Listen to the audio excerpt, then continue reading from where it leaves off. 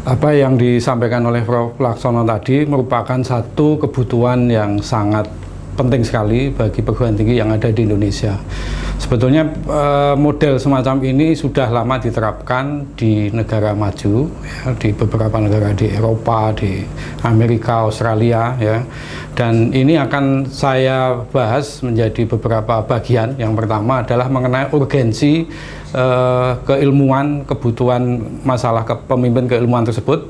Yang pertama adalah permasalahan yang ada di masyarakat itu sekarang semakin kompleks, ya. Berbagai hal, permasalahan sosial, permasalahan politik, permasalahan pendidikan, lingkungan, ya, yang ini sebetulnya membutuhkan peran dari perguruan tinggi, ya. Kemudian yang kedua, sebagai suatu bangsa, masyarakat yang terdidik itu sebenarnya menjadi suatu aset. Jadi kalau masyarakatnya itu makin tinggi pendidikannya, ya, otomatis nanti bangsa itu juga akan semakin maju. Tentunya ini dibutuhkan peran scientific leadership, ya. Dibutuhkan pemimpin keilmuan yang dapat menjaga proses-proses ini menjadi semakin maju, semakin baik, ya. Kemudian yang ketiga adalah pengaruh globalisasi di segala aspek pendidikan, sosial, ekonomi, dan sebagainya, ya. Ini merupakan hal yang tidak bisa dihindari karena semuanya ini dengan sendirinya akan mengikuti. Nah, untuk itu maka perguruan tinggi itu perlu suatu perubahan paradigma. Jadi tidak bisa perguruan tinggi itu melakukan satu business as usual sebagaimana yang sudah dilakukan bertahun-tahun, bahkan puluhan tahun, ya.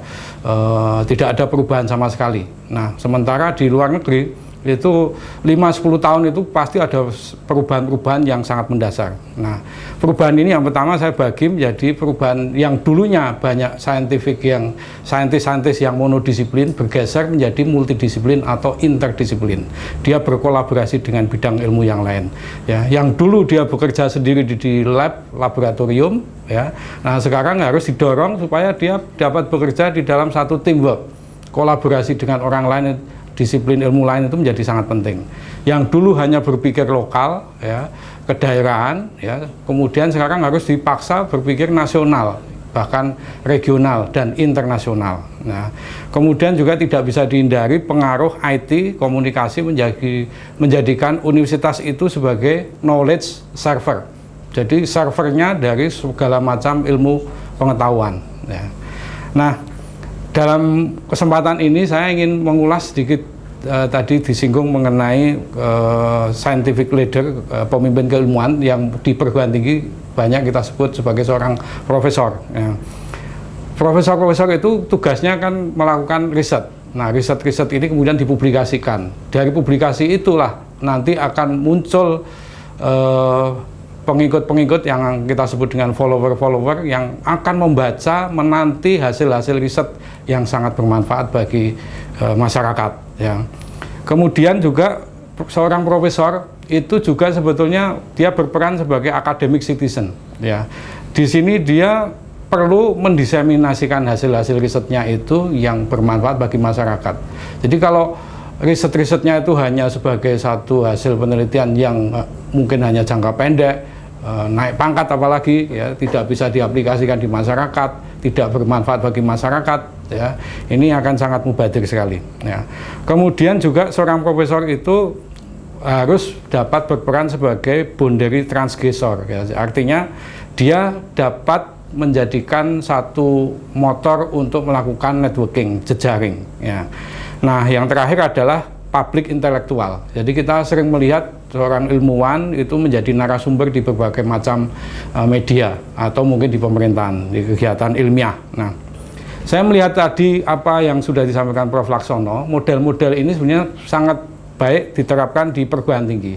Jika yang pertama ada kebijakan yang mendorong munculnya atau lahirnya scientific leader tadi, ya, pemimpin keilmuan tadi, ya. Jadi baik kebijakan keuangan, ya, kebijakan dari infrastruktur, ya, kebijakan dari hal yang mungkin terkait dengan riset dan sebagainya.